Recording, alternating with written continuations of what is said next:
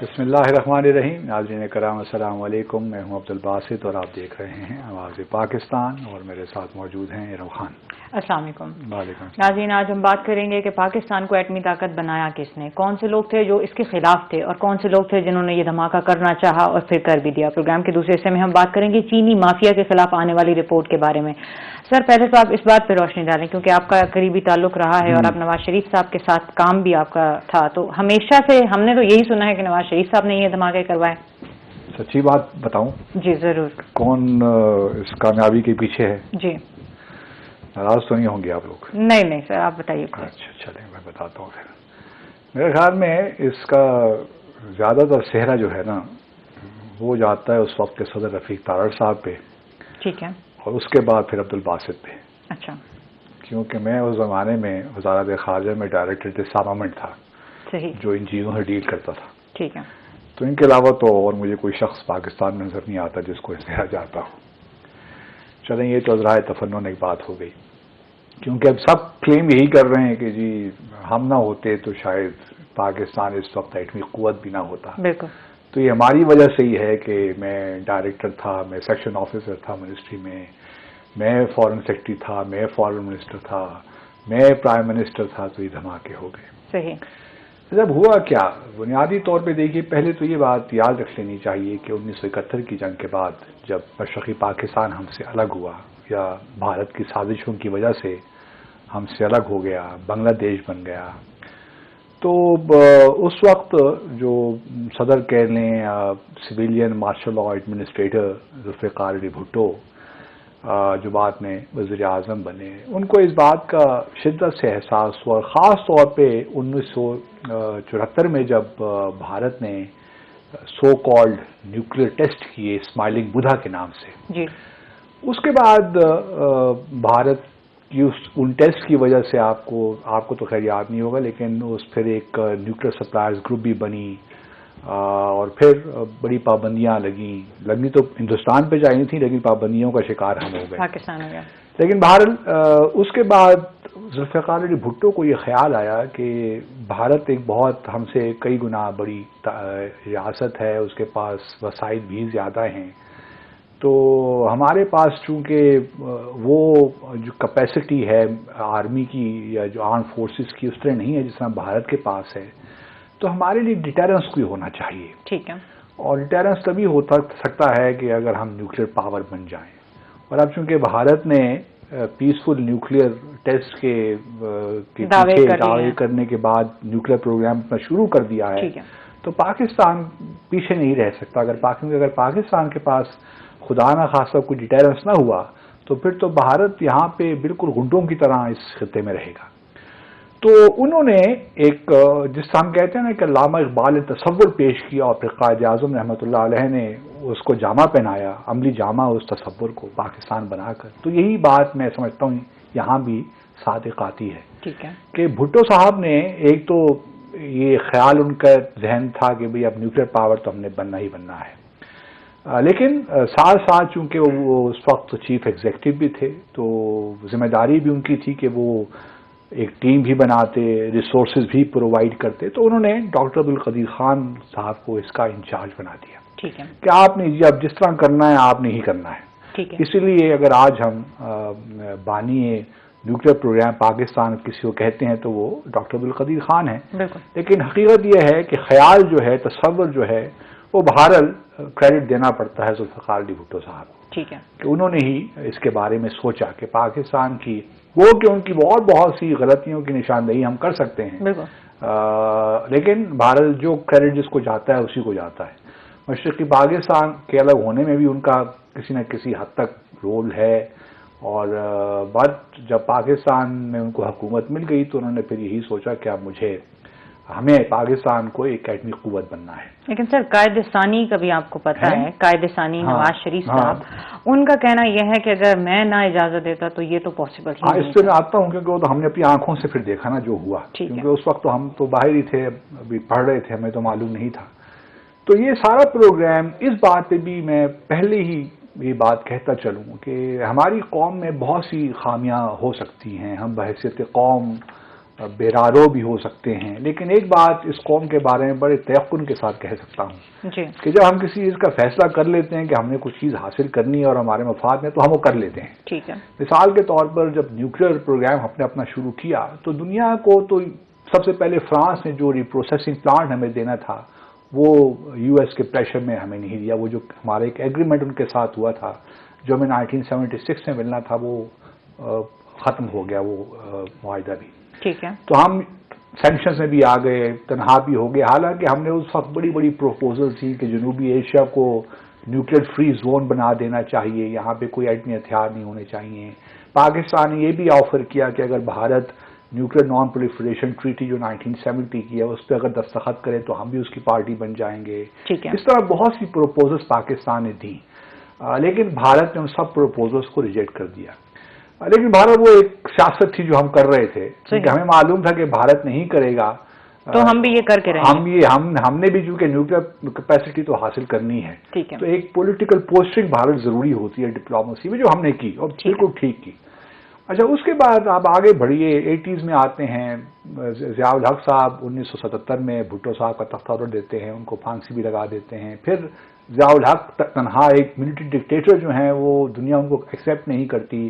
फिर Soviet union हमला कर देती है अफगानिस्तान पे, तो फिर अमेरिका को पाकिस्तान की जरूरत पड़ती है, तो फिर एक नया दौर शुरू हो जाता है। सही। उस जमाने में कुछ सैंक्शंस ढीली पड़ गई हम पे।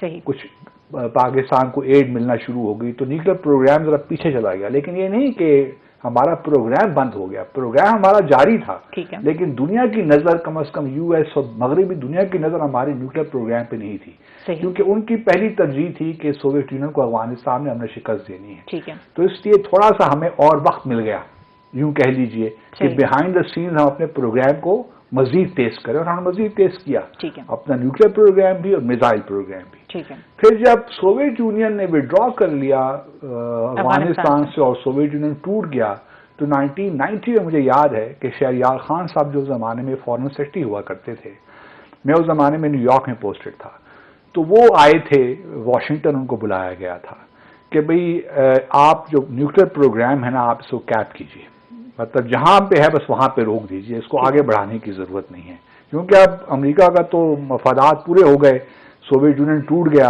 तो हमारा रोल जो हमने प्ले करना था वो कर दिया। तो उसके बाद हुआ कुछ ये कि बड़ा प्रेशर बेनज़ीर की हुकूमत पे भी था, लेकिन कुछ अरसे के लिए, शायद साल 2 साल के लिए हमने काम रोक भी दिया हो, लेकिन इंटेंशन कोई ऐसी नहीं थी कि हम अपने न्यूक्लियर प्रोग्राम को ख़त्म कर देंगे या उसको कैप लगा देंगे। ये कभी किसी हुकूमत का नहीं था। सारी हुकूमतें इस बात पे इत्तेफाक था कि हमने इस प्रोग्राम को आगे लेकर चलना है और इसको इसके लॉजिकल मंतकी अंजाम तक पहुंचाना है, क्योंकि अगर हमने बीच राह इसको छोड़ दिया तो फिर भारत तो कहां से कहां पहुंच जाएगा। अब जब 1998 फास्ट फॉरवर्ड आते हैं, हम भी कर रहे हैं, फिर सैंक्शंस हम पे लगी, प्रेस्टर अमेंडमेंट्स आई, बहुत सी और अमेंडमेंट्स आई जिसके तहत पाकिस्तान पे सैंक्शंस लगे हमारे जो 16 के हमने पैसे दिए हुए थे वो हथियारे भी हमें नहीं दिए अमेरिका ने, तो इस कदर पैसे लेकर हथियारे भी हजम कर लिए और फिर बाद में वो सेटल हो गया। लेकिन बताना ये चाहता हूँ कि बहुत सी सैंक्शंस थी, लेकिन चूंकि अवाम ये थी और जो भुट्टो का एक था नारा हम घास खाएंगे, लेकिन अपनी जो है जो हमारी सॉवरेंटी है या टेरिटोरियल इंटेग्रिटी, उस पर हम कोई आंच नहीं आने देंगे, जो हमारा दिफाई जो हमारी जरूरियात हैं, तो और उसको हम नाकाबिल तस्खीर बनाएंगे अपने दिफा को। तो ये जो एक नारा था ये चलता रहा और इस पे कौम ने बड़ी कुर्बानियां भी दी। सैंक्शंस जब लगी, बुरे हालात भी हमारे हुए, लेकिन कौम डटी रही कि यार ये प्रोग्राम हमने करना। और डॉक्टर अब्दुल कदीर खान को full credit goes to him कि उन्होंने भी बड़ी यकसुई के साथ इस प्रोग्राम को परसू करते रहे। और भी बहुत से डॉक्टर थे, मतलब साइंसदान, डॉक्टर समर वारिक बंद हैं, उनका भी एक रोल है, और जो मिसाइल टेक्नोलॉजी में कुछ लोगों का बहुत रोल है। तो ये सारा प्रोग्राम एक बंदे का नहीं है, इसमें बहुत से कंपोनेंट्स हैं, पूरी टीम है, इसके डिफरेंट कंपोनेंट्स हैं। सही। तो ये कहना चाहिए, लेकिन भारत जो एक सामने बंदा होता है उससे क्रेडिट दिया जाता है। अच्छा सर, आप हमें ये भी बता दें कि बैक द स्टेज जो कुछ ऐसे अनासर भी थे जो रोक रहे थे, अभी आते हैं ना, अभी 1998 में आ गए। 11 मई को भारत ने दुनिया को परेशान कर दिया और न्यूक्लियर टेस्ट कर दिए, ठीक है, और अपने आप को न्यूक्लियर वेपन्स पावर डिक्लेयर कर दिया। सही। उसके बाद 2 दिन के बाद 2 टेस्ट और कर दिए, तो टोटल 5 टेस्ट कर दिए भारत ने। ठीक है। अब दुनिया पाकिस्तान की तरफ देख रही है کہ بھئی، اور ساتھ ساتھ پھر جو ہے ادھر سے بھارت کی طرف سے ان کی جو قیادت تھی ان کی طرف سے بیانات آنا شروع ہوئے کہ پاکستان کے پاس تو جی نیوکلیر کیپیسٹی ہے ہی نہیں، ٹھیک ہے، اگر ان کے پاس نیوکلیر کیپیبلٹی ہوتی تو یہ دھماکے کر دیتے، اب دیکھتے ہیں کیسے کرتے ہیں. صحیح، لیکن ان کا خیال تھا کہ ہم ابھی تک بلف ہی کر رہے تھے، ہمارے پاس کوئی چیز ہے نیوکلیر ہے نہیں ہے، ٹھیک ہے، تو اس لیے یہ پاکستان، اور پھر جب ہم کر لیں گے تو پاکستان پہ اس قدر پریشر بلڈ ہوگا دنیا کا کہ پاکستان اگر ہو بھی اس کے پاس کیپیسٹی تو وہ نہیں کر پائے گا. تو ان کو یہ ایک زوم تھا یا گمان تھا کہ پاکستان پہ اتنا، کیونکہ پاکستان کی اکنامکلی حالات اتنے اچھے نہیں تھے اس وقت، تو پاکستان پہ اکنامک پریشر بلڈ ہوگا اور کچھ امریکہ آفر کر دے گا تو پاکستان کہے گا ٹھیک ہے جی ہم نہیں کرتے، ہمیں کیا ضرورت ہے. ٹھیک ہے، اچھا، یہ اب جب 11 مئی کو یہ ہوا تو میں اس وقت ڈائریکٹر ڈسارمامنٹ تھا، یہ ہمارے ڈویژن، اس وقت میرے جو ڈائریکٹر جنرل تھے شہباز صاحب، اللہ تعالیٰ ان کو جنت نصیب کرے، بہت ہی زبردست آفیسر تھے. جی، یہ وہی آفیسر ہیں، عوام کی دلچسپی کے لیے مینشن کر دوں کہ یہ ویانا میں پوسٹڈ تھے ایز ہمارے سفیر. اور جب نیوکلیر سپلائرز گروپ کا معاملہ آ رہا تھا کہ بھئی پاکستان جو بھارت کو نیوکلیر ٹیکنالوجی دی جائے نہ دی جائے، نیوکلیر سپلائرز گروپ کے لیے ایکسیپشنز دی جائیں نہ دی جائیں، تو انہوں نے ایک خط لکھنا تھا جو کہ پھر زرداری صاحب نے کہا کہ آپ نہیں لکھیے. ٹھیک ہے، اگر ہم خط لکھ دیتے جو انہوں نے سائن کر کے رکھا ہوا تھا، اور انہوں نے اپوز بھی کیا زرداری صاحب کو اس وقت بھی کہ آپ یہ غلط کام کر رہے ہیں، ٹھیک ہے، تو شاید آج IAEA میں جو انٹرنیشنل اٹامک انرجی ایجنسی ہے وہاں پہ حالات مختلف ہوتے، وہاں پہ جو اس وقت ان کے ساتھ ایک ایگریمنٹ ہوا ہے بھارت کے ساتھ وہ نہ ہو پاتا اگر ہم کنسنسس کو توڑ دیتے. ٹھیک ہے، لیکن بہرحال اس وقت کی زرداری صاحب نے یہ فیصلہ کیا کہ نہیں جی ہم اپنا US کے پریشر میں کہ ہم اس کو وڈرا کر لیں. تو یہ کام بھی اس ملک میں ہوئے ہیں بدقسمتی کے ساتھ. ٹھیک ہے، اچھا، شہباز صاحب میرے ڈائریکٹر جنرل تھے اور اس وقت کے ایڈیشنل سیکرٹری تھے ہمارے انور کمال صاحب، اور فارن سیکرٹری تھے شمشاد احمد خان صاحب. تو ہم، اور پھر UN کے جو ڈویژن تھا وہ سیپریٹ ڈویژن تھا، ڈسارمامنٹ ڈویژن سیپریٹ ڈویژن تھا. لیکن بہرحال ایک بڑا ایک ایسا معاملہ تھا جس پہ تمام پاکستانی جو فارن آفس کم از کم تھا وہ اس نے لیڈ تو لینی تھی اس معاملے میں. تو شمشاد صاحب ہمارے بڑے زبردست فارن سیکرٹری رہے ہیں، میں سمجھتا ہوں one of our best foreign secretaries. انہوں نے مطلب ہم نے بھی بہت سی ریکمنڈیشنز دیں، میٹنگز بہت سی کالز ہوتی تھیں کہ کیا کیا جائے. کچھ لوگوں کا خیال تھا کہ ابھی نہیں کرتے، ہمیں کیا ضرورت ہے کرنے کی، دنیا کو تو پتہ ہی ہے کہ ہمارے پاس پاور ہے، نیوکلیر پاور، تو ہمیں ٹیسٹ کرنے کی کیا ضرورت ہے، ہم کول ٹیسٹ کر لیتے ہیں. صحیح، ہم جو ہے کول ٹیسٹ کر کے سیمولیشن کر کے بتا دیں گے دنیا کو کہ یہ ہمارے پاس ہے، تو ہمیں ٹیسٹ کرنے کی ضرورت نہیں ہے ایز سچ. تو یہ بھی پروپوزل سامنے آتی رہی. اس کے بعد پھر US جو ڈپٹی سیکرٹری آف اسٹیٹ تھے اسٹروپ ٹیلبوٹ وہ آئے، اور مجھے یاد ہے کہ وہ ایک میٹنگ ہوئی تھی فارن آفس میں، اس میں بہت گرما گرمی ہوئی. ٹھیک ہے، اور شمشاد صاحب نے ان کو چپ کروا دیا کہ بھئی آپ کیا باتیں کر رہے ہیں. تو پاکستان میں جو شیخ رشید صاحب کہتے ہیں وہ بالکل ٹھیک بات کرتے ہیں کہ کیبنٹ کے اندر جو صرف 3 لوگ ہی تھے جنہوں نے حمایت کی کھل کے. ٹھیک ہے، اس میں گوہر ایوب صاحب تھے، اور اللہ بھلا کرے شیخ رشید صاحب خود تھے، اور ایک صاحب اور تھے مجھے نام بھول گئے، راجہ ظفر الحق صاحب تھے. ٹھیک ہے، تو یہ 3 حضرات تھے جنہوں نے کھل کے. نواز شریف صاحب تو پھر ڈاماڈول سے تھے. ٹھیک ہے، جو امریکی صدر کا فون بھی آیا تھا، امریکی صدر کا فون بھی آیا تھا. پھر انہوں نے $5 بلین کی آفر بھی کی تھی کہ بھئی آپ ہم سے $5 بلین لے لیں تو اس معاملے کو ختم کریں، اور ہم انشاءاللہ. پھر تو انہوں نے شریف خاندان کی دکھ سی رگ پہ ہاتھ رکھ دیا، اس وقت رکھ دیا. اور شریف خاندان 5 بلین، کیونکہ ان کا خیال شاید یہ تھا کہ 5 بلین سے 1 بلین تو شاید کہیں ہمیں ہی مل بھی جائے، آگے پیچھے ہو ہی جائے گا معاملہ. لیکن کیونکہ جو بیوروکریسی تھی فارن آفس کی under the leadership of Gohar Ayub and foreign secretary Shamshad صاحب، اور دوسری طرف آرم فورسز، ٹھیک ہے، ان کا بالکل ایک کنورجنس تھی کہ جی ٹیسٹ تو ہم نے کرنے ہی ہے. سر آرم فورسز پہ پریشر تھا کیا؟ یہ بھی ایک بات سننے میں آتی ہے اس زمانے کے بارے میں کہ اسرائیل ہمارے اوپر حملہ کرنے والا تھا، اور اسرائیلی طیارے کیا دہلی میں تیار کھڑے تھے ہمارے اوپر حملہ کرنے کے لیے؟ ایک تھا، اور ہم نے پھر لیٹرز لکھے، رات کے بعد ٹیلی فون کالز کی امریکہ کو اور P5 کنٹریز کو کہ یہ ہونے جا رہا ہے. لیکن ہم نے بروقت اقدام لے کے دنیا کو باخبر کر دیا تھا کہ اگر ایسا ہوا تو پھر پاکستان ول گو آل آؤٹ ٹو اٹیک. تو اس وجہ سے دنیا انہوں نے روک دیا اسرائیل کو. تو یہ بات ٹھیک ہے کہ اسرائیلی نے کچھ تھوڑا بہت اس پہ سوچا بھارت کے ساتھ مل کر. لیکن اصل جو ٹیسٹ کا جو ہونا ہے اس میں آپ نواز شریف صاحب کو کریڈٹ اس حد تک ضرور دے سکتے ہیں کہ بالآخر انہوں نے مان لیا کہ یہ ٹیسٹ ہو جائیں.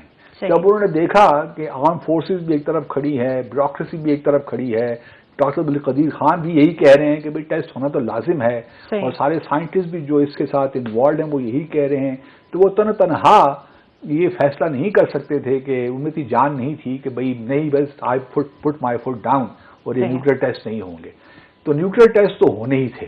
ٹھیک ہے، اس میں اس حد تک کریڈٹ دیتا ہوں کہ وہ پرائم منسٹر تھے اس وقت، جو گو کہ دل ان کا نہیں تھا وہ ٹیسٹ کرنے میں، لیکن وہ مطلب ایک مجبوری کی حالت میں انہوں نے کی، کیونکہ باقی تمام قوم یہی ایکسپیکٹ کر رہی تھی، اور اگر وہ ٹیسٹ نہ کرتے تو ان کی سیاست ہمیشہ کے لیے ختم ہو جانی تھی. عوام ایک طرف کھڑی تھی، اور اس کے بعد جب ٹیسٹ ہوئے چاغی میں تو ہم نے دیکھا صرف پاکستان میں نہیں بلکہ پوری دنیا میں جہاں جہاں پاکستانی تھے، بلکہ اسلامی دنیا میں، ایجپٹ میں، سعودی عرب میں، خلیجی ممالک میں ایک ایسے ایکسائٹمنٹ تھی کہ ایک مسلمان ملک ایٹمی قوت بن گیا ہے. تو یہ کوئی عام سی بات نہیں تھی. اگر اب وزیر اعظم اس وقت کے نواز شریف صاحب کریڈٹ لینا چاہتے ہیں تو لے لیں، کوئی فرق نہیں پڑتا. خوشی میں وہ لندن میں چائے پیتے دکھائی دی اور پھر لوگوں نے کرٹیسائز کر دیا. آپ کرٹیسائز کرنے کی بھی کوئی تک نہیں ہے. اب وہ لنڈن ہی میں ہے تو لنڈن میں اسپاٹ کیے جائیں گے نا، لنڈن میں رہ کر کے پاکستان میں تو اسپاٹ نہیں کیے جائیں گے. ہماری سپریم کورٹ نے ان کو اجازت دے دی ہے، ہماری حکومت نے فیسیلیٹیٹ بھی کر دیا ہے. لیکن ہماری حکومت میں شہباز گل صاحب بہت ناراض ہیں. وہ خامخواہ ناراض ہو رہے ہیں، حالانکہ انہوں نے ایگزٹ کنٹرول لسٹ میں تو ان کو نکالا خود ہی تھا نا، یہی کہہ کر کہ مجھے 7 بلین روپے دے دیں اور چلے جائیے آپ. تو اصولی طور پہ تو یہ حکومت خود ذمہ دار ہے ان کو باہر چھوڑنے میں. اور اب یہ کہنا ہے کہ جی وہ بیمار نہیں، ہمیں اس وقت بھی معلوم تھا. آپ ہمارے پروگرام اٹھا کے دیکھ لیجیے، ہم وہ سب بھی کہتے تھے کہ سارا چکر ہی ہے، باہر جانے کا ہے.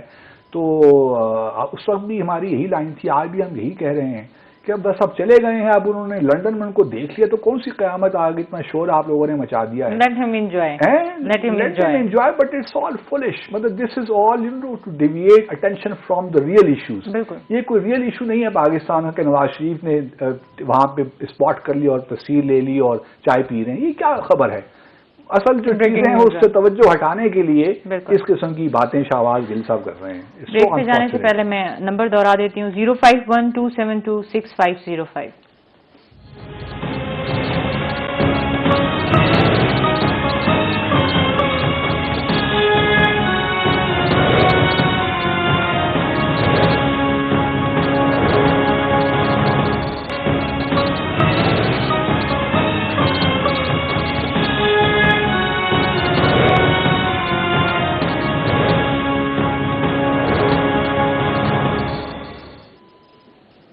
ویلکم بیک ناظرین. سر اگر آپ کی اجازت ہو تو سینٹر عبدالقیوم صاحب کا ایک کلپ ہے، ہم وہ کیوں نہ دیکھیں؟ یہ جو نیوکلیئر ٹیسٹ کے حوالے سے سنا دیجیے ذرا.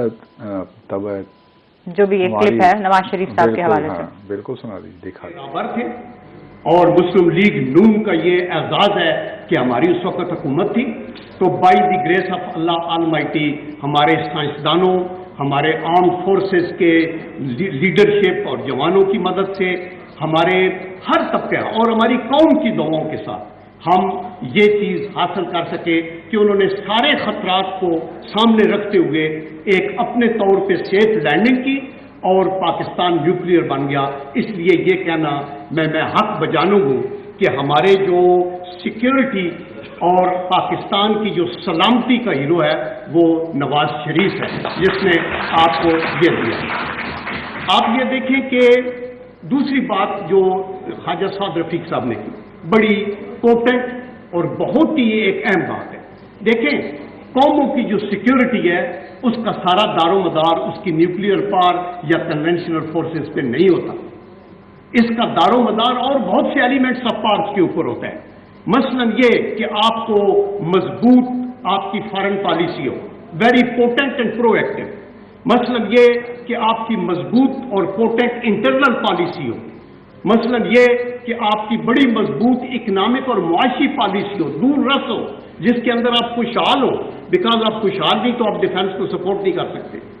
اور چوتھی جو موسٹ امپارٹنٹ ہے کہ آپ کی پرو ایکٹیو ڈیفنس پالیسی ہو، تاکہ دشمن یہ دیکھ سکے کہ آپ کی ملٹری اسٹریٹجی کا جو بلڈ اپ کا مسئلہ ہے اور آپ کے جو مشن ہے، آپ کا جو ڈیٹرنس ہے وہ مضبوط ہو.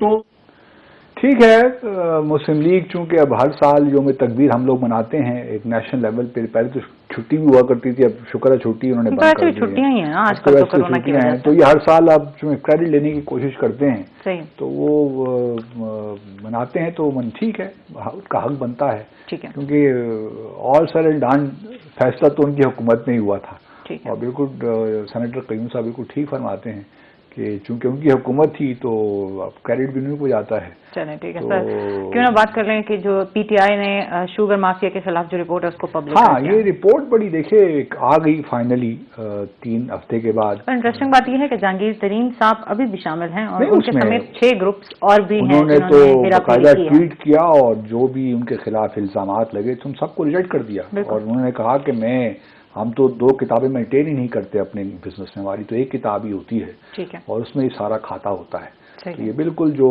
ٹیم نے الزامات لگائے ہیں وہ بالکل غلط ہیں۔ ٹھیک، اب اس پہ عمل درآمد کس طرح ہوتا ہے اب یہ دیکھنے والی بات ہے۔ صحیح، 2-3 باتیں ہیں جو میں ناظرین کی دلچسپی کے لیے، اب چونکہ دیر بھی ہو گئی ہے، ہمارا پروگرام چونکہ ہوا نہیں، لیکن پھر بھی مینشن کرنے میں کوئی حرج نہیں ہے۔ ٹھیک ہے، 2-3 باتیں، ایک تو یہ ہے کہ جی کسی نے بزدار صاحب سے، عثمان بزدار صاحب سے سوال پوچھا کہ بھئی آپ نے 3 بلین جو روپے ہے اس کی آپ نے سبسڈی دے دی، ٹھیک ہے، تو یہ کیا آپ نے کیا؟ تو ان کا جواب بڑا زبردست تھا کہ مجھے تو یاد نہیں ہے اچھا، کہ میں نے ایسا کوئی کام کیا ہو تو کیا پتہ انہوں نے نہ کیا ہے۔ نہیں، وہ تو وہ مانتے ہیں، وہ تو اب دیکھیں نا رپورٹ آ گئی ہے، اس میں تو اب کھاتے بالکل سامنے کھل گئے ہیں، لیکن وہ یہ کہتے ہیں کہ مجھے یاد نہیں ہے کہ میں نے ایسا کوئی کام کیا ہو۔ ٹھیک ہے، تو قربان جائیں آپ کی یاداشت پہ، اللہ تعالیٰ آپ کو، ان کو چاہیے کہ بادام کھایا کریں صبح سویرے نہار ایسا ہو سکتا ہے فیصلہ کہیں اور ہوا ہو اور ان سے بس وہ بھی سگنیچر لے کس سے لیے بھی آ گئے۔ اچھا، ایک تو بات مجھے یہ بڑی اس میں مذاق اور خیز ابھی لگی۔ شہباز گل صاحب کا آپ کے خلاف ٹویٹ بھی آ سکتا ہے۔ اچھا چلیں، وہ آدھے اس سے کیا فرق پڑنے والا ہے ہم دونوں کو۔ صحیح، دوسری جو بات مذاق خیز لگی وہ اسد عمر صاحب کی اور رزاق داؤد صاحب کی۔ ٹھیک، اسد عمر صاحب سے، اور مذاق خیز تو نہیں، سنجیدہ بات ہے یہ، کیونکہ جو رپورٹ ہے اس میں یہ کہا گیا ہے کہ جو اسد عمر صاحب نے بیان دیا ہے کہ جو اکنامک کیا کہتے ہیں اس کو، اقتصادی کونسل جو ہے، اس میں جو فیصلہ تبدیل کیا گیا اور ایکسپورٹ کی اجازت دی گئی، ان کے جواب سے جو کمیشن ہے وہ مطمئن نہیں ہے، انہوں نے کوئی کنونسنگ جواب نہیں دیا۔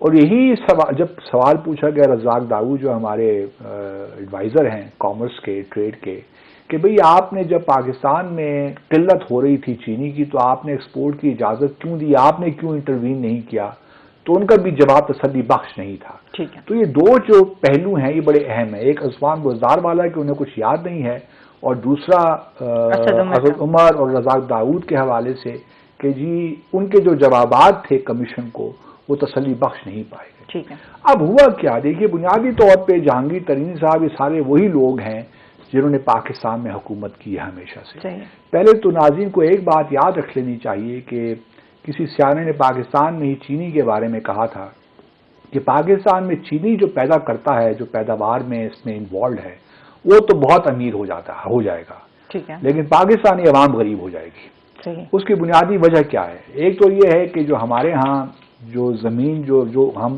پر ہیکٹر چینی پروڈیوس کرتے ہیں اس کی ییلڈ بہت کم ہے۔ صحیح، مطلب آپ دنیا سے اگر اس کا مقابلہ کریں تو 30 سے 40% کم ہم پر ہیکٹر گنا پیدا کرتے ہیں۔ ٹھیک، پھر جو ہم چینی نکالتے ہیں گنے سے وہ بھی 10 سے 15% بہت کم ہے دنیا کے جو اسٹینڈرڈز ہیں۔ صحیح، پھر جو پانی اس پہ خرچ ہوتا ہے وہ بہت زیادہ ہے۔ تو یہ 3 جو فیکٹرز ہیں نا، یہ ہمارے جو سارے گنے کی جو پیداوار کے جو کاسٹ ہے اس کو بہت زیادہ کر دیتا ہے۔ اس لیے دنیا میں اگر آپ امپورٹ کریں تو چینی آپ کو سستی ملے گی پاکستان میں امپورٹ کرنے کے بعد، جو کہ آپ چینی لوکلی پروڈیوس کر رہے ہیں۔ ٹھیک ہے، تو یہ عوام کے ساتھ ایک مذاق پچھلے کئی سالوں سے ہو رہا ہے، اور جو شوگر مافیا ہے اس نے اس قدر، کیونکہ وہ پالیٹکس میں بھی ہے نا، ہم نے پہلے بھی ڈسکس کیا تھا، تو یہ جو کانفلکٹ آف انٹرسٹ ہے یہ تو موجود ہے۔ اب مثال کے طور پر انہوں نے ایکسپورٹ کی اجازت دی، اور ساتھ میں چونکہ ہماری شوگر تو کاسٹ آف پروڈکشن جو بھی ہے وہ زیادہ ہے، ہر سال 12 سے 13% اس میں اضافہ بھی ہو، تو سبسڈی دے کر جی، انہوں نے 3 بلین روپے کی سبسڈی دی، اور انہوں نے ایکسپورٹ کرنا شروع کر دی. اور پھر ایک اور تماشا بھی دیکھیے, یہ سارے کلیم کرتے رہے کہ ہم نے 2.5 یعنی کہ 2.5 ملین ٹن ہم نے افغانستان کو شوگر ایکسپورٹ کی. ٹھیک ہے. افغانستان کہتا ہے کہ ہمیں تو صرف 1.5 ملین ٹن ملی ہے. اب یہ جو 0.5 ہے نا, وہ 0.5 وہ نہیں, وہ کہاں چلی گئی؟ مطلب تقریباً آپ یوں سمجھیے کہ 1 ملین ٹن بیچ میں غائب ہو گئی, وہ اس کا کچھ پتہ ہی نہیں, اور اس کی قیمت لاگت جو ہے وہ 48 بلین روپے ہے. تو یہ پیسہ کہاں گیا کسی کو کچھ معلوم نہیں ہے. ٹھیک ہے. پھر اس کے بعد جب چینی کا یہ ہوا, چینی کی قیمتیں آسمان کو پہنچی, تو یہ سارے شوگر جو ہمارے مافیا ہے انہوں نے 100 بلین روپیہ زیادہ کمایا. مطلب جو کہ اگر 50 سے 60 روپے کے جی مل رہی تھی چینی, اور وہ ایک دم 70 کو بھی کراس کر گئی, تو 100 بلین روپیہ انہوں نے کمایا, جس کا مطلب یہ ہوا کہ غریب عوام سے یہ امیروں کی جیب میں یہ پیسہ چلا گیا. ٹھیک ہے. تو آپ کو ہمیں بتائے کہ پہلے تو چینی کا جو ہے پیداوار ہم یہاں پہ پروڈکشن کرتے کیوں ہیں؟ اگر ہم انٹرنیشنلی اس کو سستا کر سکتے ہیں اور عوام کو سستی چینی پرووائڈ کر سکتے ہیں اور بہتر کوالٹی کی چینی پرووائڈ کر سکتے ہیں, تو ہم نے کیوں یہ اتنی تقریباً 90 کے قریب ہمارے ہاں شوگر ملز ہیں, کیوں ہم نے ان کو پال رکھا ہے؟ تو جو 90% ہمارا پانی جو ضائع ہو رہا ہے ایگریکلچر میں, کیونکہ ہماری یوٹیلائزیشن افیکٹو نہیں ہے, اور اتنی مطلب واٹر کنزیومنگ کراپ کیوں ہم لگاتے ہیں, جبکہ وہ ہمیں باہر سے اگر ہم لے لیں تو ہمیں فائدہ ہوگا, لیکن ہم وہ نہیں کر رہے.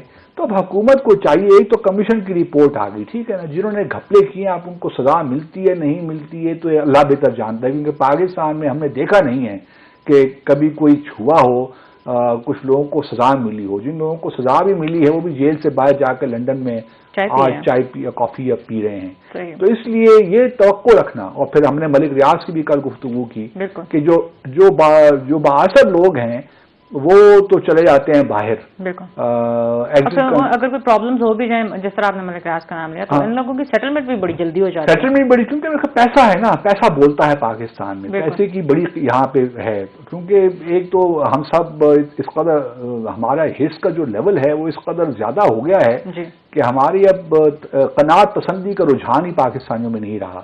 جتنا زیادہ ملے وہ کم ہے, کیونکہ ہمارا جو ہے نا آنکھیں نہیں بھر پاتی.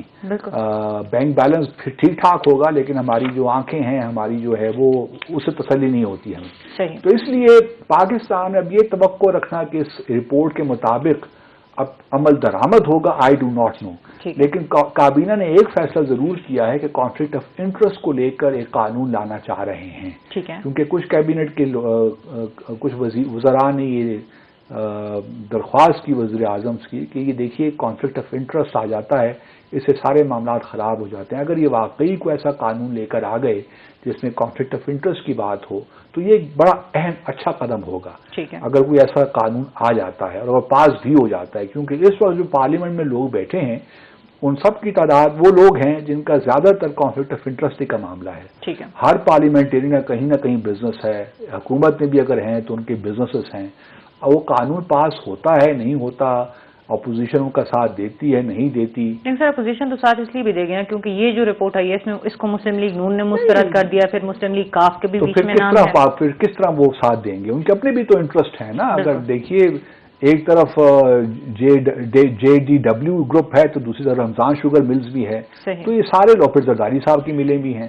تو یہ سارا ملا جلا معاملہ ہے. جب تک آپ ان اسٹیٹس کو کی فورسز کو کسی طریقے سے, میں کیا کہوں کہ میں تو بعض اوقات بہت رنجیدہ ہو جاتا ہوں یہ ساری صورتحال کو دیکھ کر, کیونکہ ہمارے ہاں نہ تو دیکھیے تعلیم ہے اس طریقے سے, تعلیم بھی طبقاتی نظام پہ ہے, بیسڈ ہے.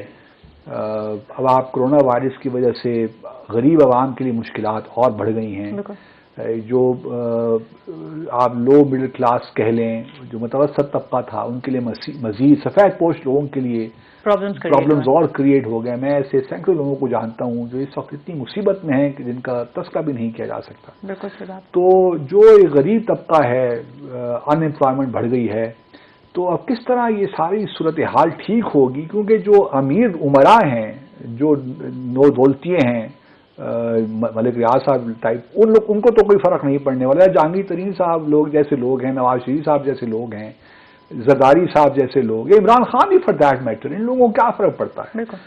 عمران خان صاحب کا تو اپنی تنخواہ کے اندر گزارا بھی نہیں ہوتا, ان کا گزارا بھی نہیں ہوتا, لیکن بہرحال ان کے پاس تنخواہ میں گزارا نہیں ہوتا, لیکن باقی جو ان کے اثاثے ہیں ان سے تو گزارا ہو جائے گا نا. تنخواہ تو الگ, تنخواہ کا تو میرا بھی گزارا نہیں ہوتا, وہ الگ بات ہے, اسی لیے یہاں پہ ہم کام کرنا پڑتا ہے. تو تنخواہ میں تو واقعی گزارا نہیں ہوتا, لیکن اللہ تعالیٰ اگر ملک کے وزیر اعظم کا گزارا نہیں ہوتا تو آپ دیکھیے کہ کیسے حالات ہیں کہ اب عوام کا کس طرح سے, عوام کو تو بھارت گزارا ہوتا نہیں ہے, گزارا کرنا پڑتا ہے, عوام کی صورتحال ڈفرینٹ ہے. بریک کے بعد آپ ہمیں کال کر سکیں گے 0512726505 پہ.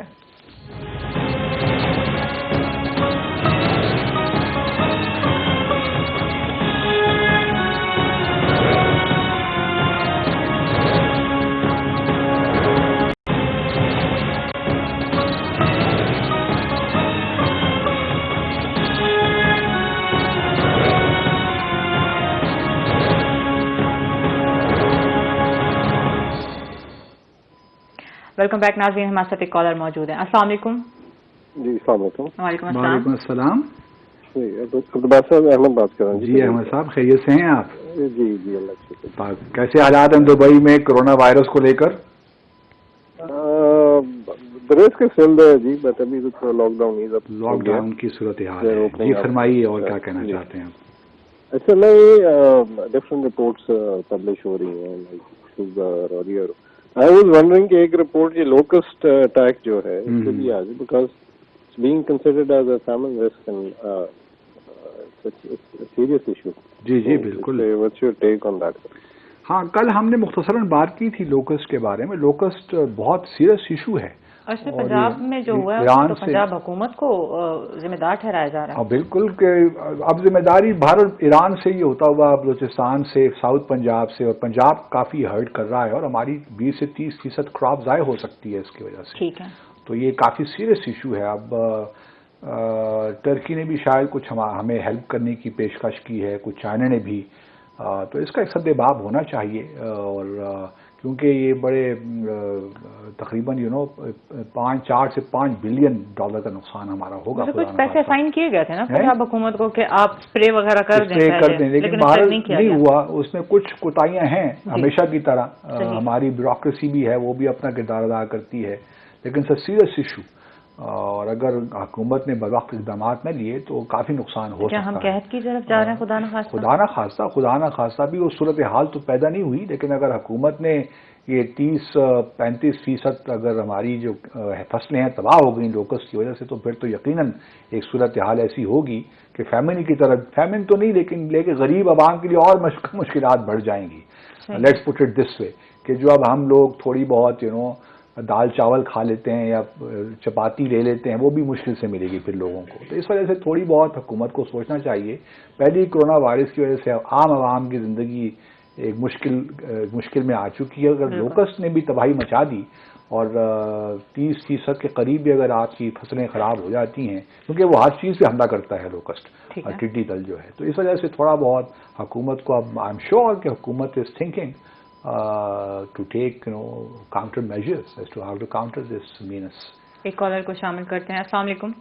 وعلیکم السلام. چھوٹی سی بات عرض کروں گا باسط صاحب, مجھے تو لگتا ہے کہ عوام کی نصیب میں بہت عرصے تک رونا ہی رونا لکھا ہے, کیونکہ جن لوگوں نے ملک کو لوٹا آج وہ شرفا اور بدماش دونوں بن کے بیٹھے ہیں.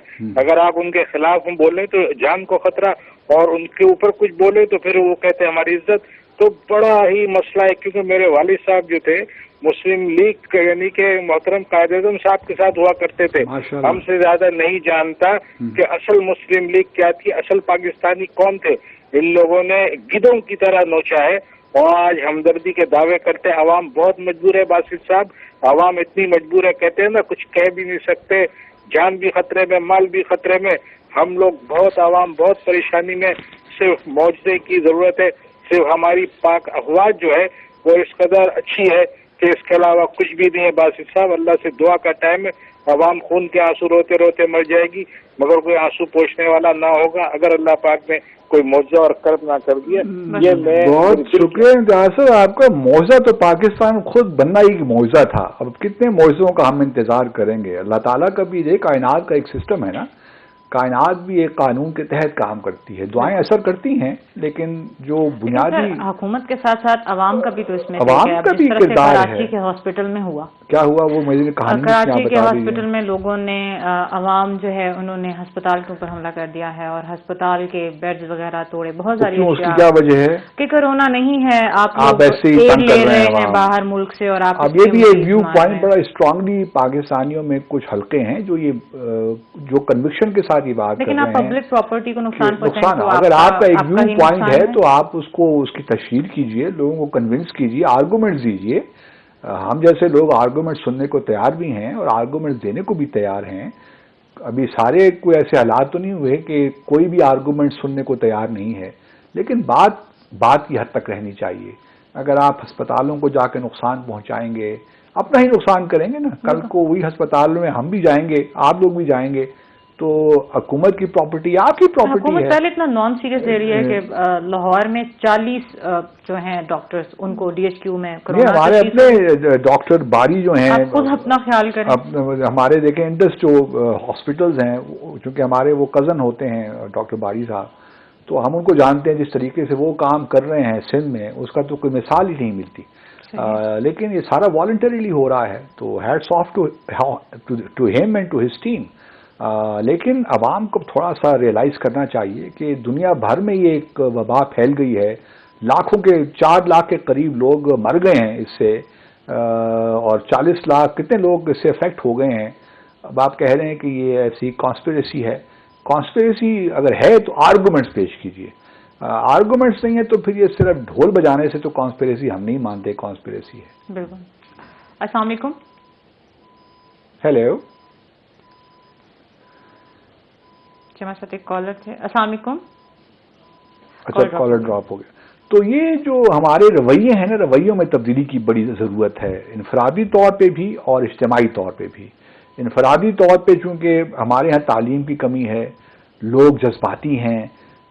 جو دیکھیے ایک تعلیم کا نہ ہونا نا, اس سے ایک نقصان یہ بھی ہوتا ہے کہ لوگ اپنے جو خیالات ہیں نا یا نظریات ہیں اس سے بہت سخت ہو جاتے ہیں. ان میں فلیکسیبلٹی نہیں ہوتی. تعلیم جو ہے وہ آپ کو تھوڑا بہت فلیکسیبلٹی کی طرف لے کر جاتی ہے. ایسی بات ہے. اور ایکچولی کا آرگومنٹ ہوتا ہے نا, اس میں آپ دلائل پیش کرتے ہیں. لیکن ہمارے یہاں تعلیم یافتہ طبقہ بھی جو ہے وہ بھی اڑ جاتا ہے, وہ بھی ضدی ہے. مطلب جو قائد ہے تو وہ قائد ہے, وہ لاکھ غلطیاں کریں, مطلب وہ ایک معصوم ہے, اس کو پیغمبر نعوذ باللہ پیغمبر کے درجے پہ لے جاتے ہیں اور اس کی ہر غلطی کو جسٹیفائی کرنے کی کوشش کرتے ہیں. یہ مجھے آج تک سمجھ نہیں آئی پاکستانیوں میں کہ یار ایسا اور بھی دنیا میں ہوتا ہے, خالی پاکستان میں نہیں. جو سیاستدان ہیں, جو سیاسی لیڈر ہیں, جو عوام ایسی لگتی ہے ان کے پیچھے, مودی کو دیکھ لیں, ٹرمپ کو دیکھ لیں, ابھی بھی لاکھوں کی تعداد میں, کروڑوں کی تعداد میں ان کو سپورٹرز ملیں گے. یہ بات مجھ سے ہضم نہیں ہوتی کہ کس طرح آپ ایک شخص کو دیکھ رہے ہیں وہ غلطی کے جا رہا ہے, جب آپ ووٹ دینے جاتے ہیں تو ٹھپا اسی پارٹی کے نشان پہ لگاتے ہیں. خود سفر کرتے ہیں. ہمارے ساتھ ایک کالر موجود ہے. السلام علیکم. جی وعلیکم السلام. کون, کہاں سے؟ جی کامران بات کر رہا ہوں لاہور سے. جی کامران صاحب فرمائیے. جی مجھے یہ پوچھنا تھا کہ یہ کشمیر کے حوالے سے مودی صاحب کے جو تیور ہیں وہ بہت بگڑے ہوئے لگ رہے ہیں, تو کیا اس کا ایسا ممکن کوئی مستقل حل نہیں ہو سکتا ایک جنگ کی صورت میں, کیونکہ ان کے پاس بھی ایٹم بنا دیے ہیں اور ہم نے بھی ایٹم بم بنا دیے ہیں. کیا صرف ایک دوسرے کو دکھانے کے لیے ہی ہیں اور کشمیری ایسے ہی مرتے رہیں گے؟ کیوں نہ ایک مکمل جنگ کی جائے, یا تو وہ ہم پہ قابض ہو جائیں یا ہم ان کے اوپر قابض ہو جائیں اور اس کا مستقل فیصلہ ہو جائے. بات یہ دیکھیے کامران صاحب, بات تو آپ کہتے ہیں دی اینڈ کر دیں. نہیں, کامران صاحب کہتے ہیں کہ بس لو یا دو, مطلب اب ادھر ہو یا ادھر. ایک یہ جذبہ بھی ہے کیونکہ حکومت پوری طرح صفاتی طور پہ ناکام ہو چکی ہے. بھارت جو ہے مودی سرکار اپنے مظالم جاری رکھے ہوئے کشمیریوں کے خلاف, ہم سے کچھ ہو نہیں پا رہا. ایون ہم نے کووڈ کے دوران بھی کوئی کسی قسم کا, کل بھی ہم نے ڈسکس کیا نا کہ ایون OIC میں بھی ہمیں ہزیمت کا سامنا کرنا پڑا.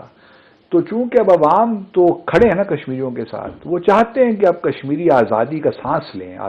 تو اب تو یہ رویے بھی ہیں کہ بس اب جی ہونا ہے جو ہو جان چھوڑیں اس سے، اب بس مر جائیں یا مار دیں، یہ والا معاملہ ہونا چاہیے. لیکن بہرحال کامران صاحب کے لیے گزارش یہ ہے کہ دیکھیے نیوکلیر ویپنز جو ہیں ان کا مقصد استعمال نہیں ہے، ان کا سامنے شروع میں ان کا مقصد ڈیٹرنس کریٹ کرنا ہے کہ بھارت کوئی ایسا اقدام نہ کرے کہ جس سے ہماری ٹیریٹوریل انٹیگریٹی کو خطرہ ہو یا سوورنٹی کو. باقی کشمیریوں کو آزادی دلانے کے لیے اور بہت سے راستے ہیں. ابھی ہم نے جو سفارتی محاذ ہے اس پہ ہی صحیح اپنے آپ کو ایکٹیویٹ نہیں کیا، اپنے جو ریسورسز ہیں ان کو موبلائز نہیں کیا. تو جب حکومت وہ سارے ایگزاسٹ نہیں کر لیتی سب جو ایونیوز اویلیبل ہیں حکومت کو، تو کس طرح ہم یہ مشورہ دے سکتے ہیں کہ جی آپ دھاوا بول دیں بھارت پہ. سب سے پہلے تو آپ نے سفارت میں جو سفارتکاری میں جو آپ کو ایونیوز اویلیبل ہیں پہلے آپ ان کو تو ایگزاسٹ کیجئے نا. مطلب ہم پچھلے 3 سال سے رو رہے ہیں اس پروگرام کے ذریعے سے کہ یار ایک اسپیشل انوائٹ بنا دو تاکہ آپ کو ایک کمیٹی بنی تو تھی، وہ کمیٹی تو ختم ہو گئی نا، اسٹڈی بنا وہ بھی ختم ہو گیا. شہریار افریدی صاحب کو اللہ تعالیٰ صحت دے، ان کو کورونا ہو گیا، وہ جو پارلیمنٹری کمیٹی کے نئے چیئر پرسن بن گئے. اس سے ہی میں نے بات کرنی تھی، بات رہ گئی. فخر ایمان صاحب تو چلے گئے، کچھ عرصہ رہے مزے کر کے وہ وزیر بن گئے ہیں.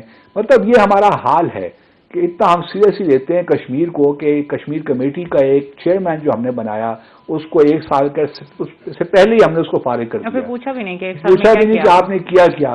اب شہریار افریدی صاحب ہی کہ جوان آدمی ہیں، جذباتی بھی ہیں، لیکن کشمیر کا بیک گراؤنڈ جانتے ہیں، تاریخ سے واقف ہیں، کیا ہے جذباتی، تو وہ کیا کریں گے. I do not know really, I am so disappointed. ایک کالر ہے ہمارے ساتھ. السلام علیکم. وعلیکم السلام، کیسی ہے ارم بھائی؟ جی بالکل ٹھیک. جی پروین صاحبہ فرمائیے. باسر صاحب السلام علیکم. وعلیکم السلام ورحمۃ اللہ. باسر صاحب ایک تو آپ مجھے اپنا پرسنل نمبر دیں ورنہ میری آپ سے لڑائی ہو جائے گی. میں نے آپ کو بہت ٹیسٹ کیا، رابطہ ہی نہیں ہوتا، ان سے نمبر پوچھا کچھ ہی نہیں ہوا، نیٹ پہ بھی نہیں ملا. آئی ایم سو سوری. مائنڈ نہ کرنا پلیز، بس مجھے پرسنل نمبر دے دینا، آپ کی بڑی مہربانی ہے. اور میں کہہ دیں کہ آپریٹر کو کہہ دیں کہ آپ کا نمبر مجھے دے دیں. اور دوسری میں نے بات یہ کرنی تھی کہ وہ ایٹمی دھماکے والی جو بات کہہ رہے ہیں کہ جی نواز شریف تو اس کے خلاف ہے. نواز شریف نے تو کہا تھا کہ جو نام بھیجو، جو نام پسند آئے گا اس کو 1 لاکھ روپے انعام دیا جائے گا. یہ تو میرے ہوش میں یہ بات نہیں، یہ ہمارے ہوش میں بھی یہ بات ہے بالکل کہ نام. جی تو وہ خلاف کیسے ہو سکتے جب وہ اس زمانے میں 1 لاکھ روپے انعام دینے کو تیار تھے. وہ ہم نے یہ تو نہیں کہا کہ وہ خلاف تھے، لیکن یہ ہے کہ جو اس وقت پروسیڈنگز چل رہی تھیں وہ مطلب تھوڑے بہت ڈگمگا رہے تھے. کون سا اپنی جیب سے دے خزانے سے جا رہا تو یوم تقدیر بھارت وہ جب فیصلہ ہو گیا کرنا ہے تو پھر تو نام تو رکھا تھا نا اس دن کا. بالکل. تو وہ تو ٹیسٹ کے بعد کی بات ہے، ٹیسٹ سے پہلے کی بات ہم کر رہے تھے. ٹیسٹ جب ہو گئے تو پھر تو کھیل ختم ہو گیا. پھر ہم نے 5 نہیں 6 ٹیسٹ کیے، بھارت سے 1 ٹیسٹ زیادہ کیا. وہ ہم نے حساب برابر کیا ان کے 1974 کے ٹیسٹ کا، تو 6 ان کے ہو گئے، 6 ہمارے ہو گئے. ہم امید کرتے ہیں کہ آج کا آواز پاکستان آپ کو پسند آیا ہوگا. برائے مہربانی گھروں میں رہیں اور غیر ضروری باہر مت جائیے. اللہ حافظ. پاکستان زندہ باد.